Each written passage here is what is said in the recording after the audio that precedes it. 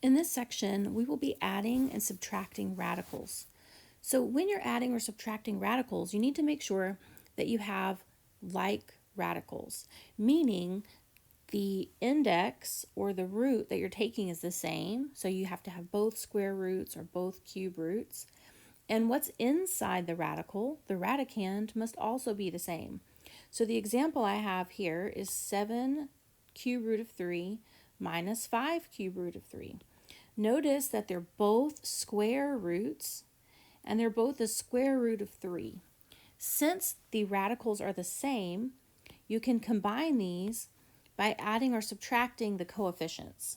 So for this example, which is number 1, 7 minus 5 is 2. So the answer here will be 2 square root of 3. So notice that you do not change the radical at all.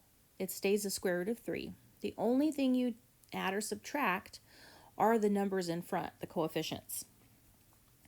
For number 2, we have like radicals because we have the square root of 5 and the square root of 5. Those are exactly the same. So we're going to be adding the coefficients. Since there's not a number in front of the square root of 5, it's understood to be a 1 square root of 5. So we will add 1 plus 3, and we get 4 square root of 5. Number 3, we have the 4th root of x and another 4th root of x. So since, again, those are like radicals, we would look at the coefficients. 6 minus 8 is negative 2, so we would have negative 2 4th root of x. Number 4, we have the cube root of 3ab, the cube root of 3ab, and the cube root of 3ab. So again, those are all like radicals. So I'm simply looking at the numbers in front. I have a 5, a negative 3, and a positive 1. 5 minus 3 is 2, plus 1 is 3. So we'll have 3 cube root of 3ab. Number 5, we have the square root of 3. We have the cube root of 3. Now, since this is a cube root, this is not the same, so I'm coloring it a different color. And then we have the square root of 3. So what's in blue, those are both the square root of 3. So I can combine those together. 13 minus 8 is 5, so that will be 5 square root of 3. And then what's in red does not have a like radical, so I'm just going to bring it down. And that's it. So only combine things that have like radicals. In number 6, you see that we have a square root of x, and then we have another square root of x over here. So those are like. And we have a 5th root of 4 and another 5th root of 4. So those are like. So what's in red? We have a negative. It helps to put a 1. That's okay. So negative 1 plus 3 is 2. I don't have to put the plus. So 2 square root of x. And then the blue, I have 5 minus 2. So that would be plus 3 5th root of 4. And those are not like terms, so we cannot combine those any further. Number 27. Notice that we do not have like radicals here. We have the square root of 27 and the square root of 75. Those are not like. However, they're also not reduced or simplified. So the first thing I want to do is simplify my radicals. Remember to do that, you're going to use a factor tree. So for 27, that will be 9 times 3. 9 is 3 times 3. Since it's a square root, I'm looking for pairs. So here's a pair of 3's. So this will reduce to 3 square root 3. Now I'm going to do the same thing with 75.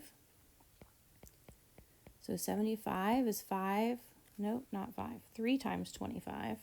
Or I could have done 5 times 15. 3 times 25. And then 25 is 5 times 5. So a pair of 5's will come out as a 5.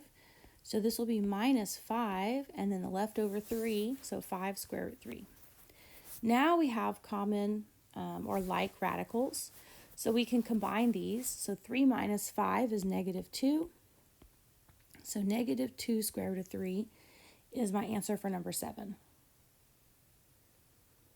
Okay, number 8. We don't have like radicals, but we want to simplify each of these and see if we can get them to be like. So we have 40, that's 4 times 10. 4 is 2 times 2. 10 is 2 times 5. Those are all prime. Since it's a cube root, I'm looking for groups of size 3. So I have 3 2's. So the cube root of 40 will simplify to 2 times the cube root of 5. Now I'm going to do the same thing with the 320. So I'll have 320. This is going to be 32 times 10. This will be 2 times 5. This will be 4 times 8. 2 times 2. 4 times 2. And 2 times 2. So I have a group of size 3 right here, and I have another group of size 3 right here, and then I have a 5 left over. So this will be 4 times the cube root of 5. So these are like radicals now, so I can combine these. 2 plus 4 is 6, so I'll have 6 times the cube root of 5. If this doesn't look familiar and you don't remember how to simplify radicals, please go back and watch the video on how to do that. So number 9, we do not have like radicals, so we're going to try to get them. So let's first try to simplify 72. So let's see, 72 is 9 times 8. 9 is 3 times 3.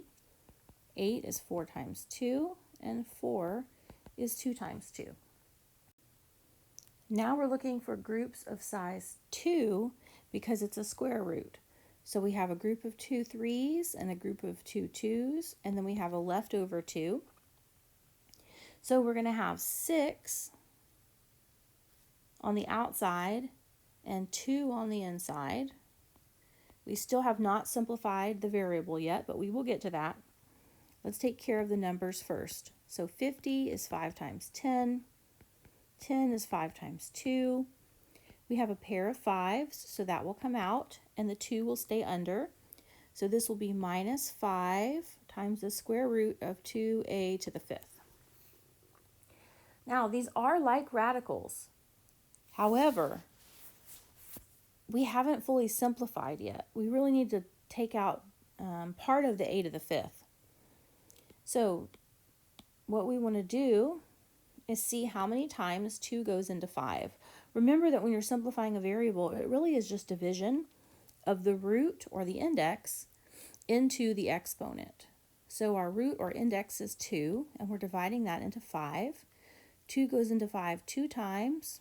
2 times 2 is 4. We subtract and get 1. The quotient, the number on top, is the exponent that comes out of the radical.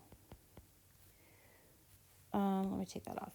The remainder is the exponent that stays under the radical. So both of these are a to the 5th, so they're both going to reduce the same way. We're going to have a squared coming out and a staying underneath. So both of those will reduce in the same way. Now we do have like radicals, and we also have like terms, so we can combine these. So 6a squared minus 5a squared is 1a squared times the square root of 2a.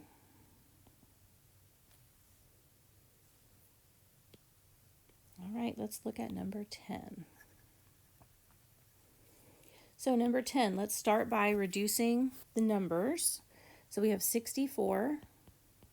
That's going to be 8 times 8, which is 4 times 2, 2 times 4, 2 times 2. So we've got a bunch of 2's. And since it's a cube root, we're looking for groups of size 3. So I have 3 2's here, and I have 3 2's here, and I have no leftover numbers. So this is going to come out as a 4. And then I want to look at how many times does 3 go into 6 for the x. So since I have x to the 6th and I have a cube root, 3 goes into 6 twice.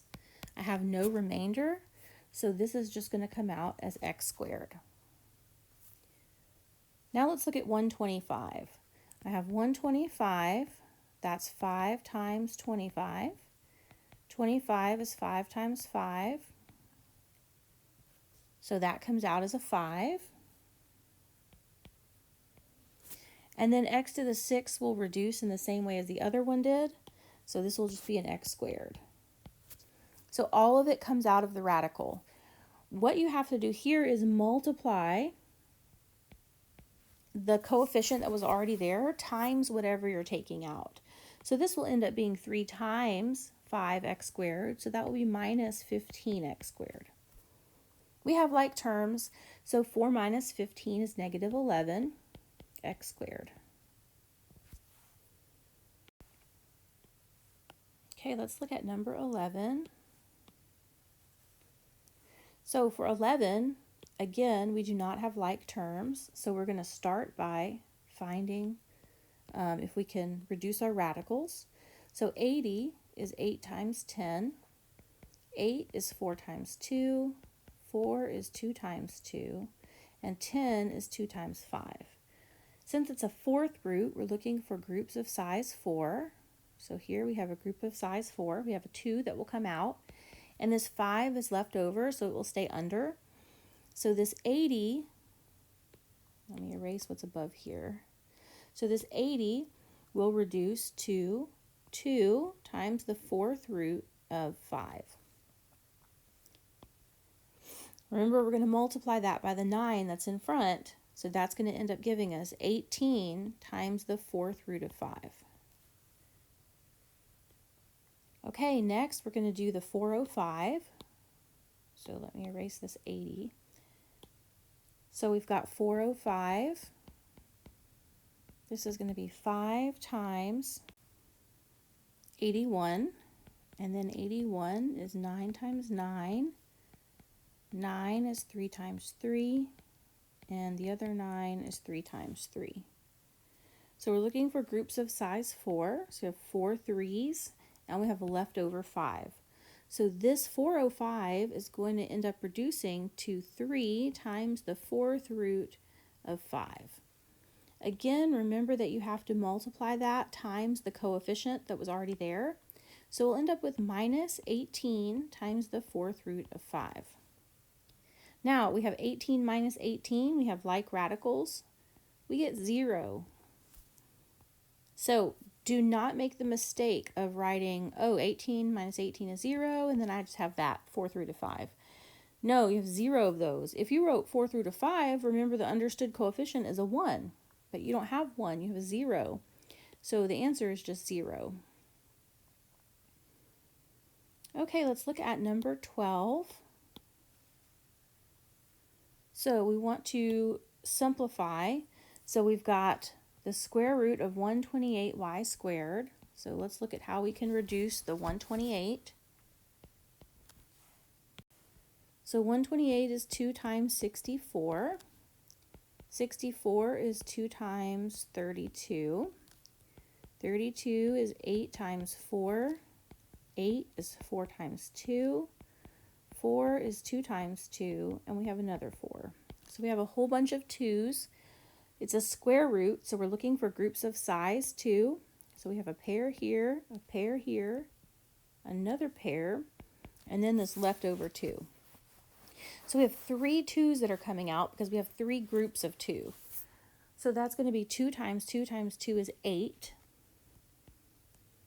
Y squared comes out as a y, and then we have a leftover 2. All right, now we're going to do the same thing with 162.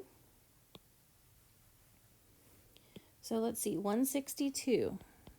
We can divide that by 2. That will be 2 and 81.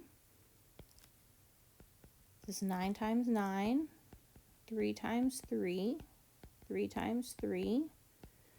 We're looking for groups of size 2. So we have 2 3's coming out. So 3 times 3 is 9. And then there's a leftover 2. So that square root of 162 becomes 9 square root of 2. And then we have 98. So 98 is going to be 2 times 49. 49 is 7 times 7. So we have a pair of 7s, so 7 will come out. The square root of y squared is just y, and then we have the leftover 2. So now that we've simplified all of them, we can multiply what we got for the simplification times the coefficients that are already there. So 3 times 8 is 24, y square root 2, plus 4y times 9 is 36y square root 2, minus 8 times 7y is 56y square root 2. And then we're just going to combine these together. So 24 plus 36 is 60. 60 minus 56 is 4. So we'll have 4y square root 2.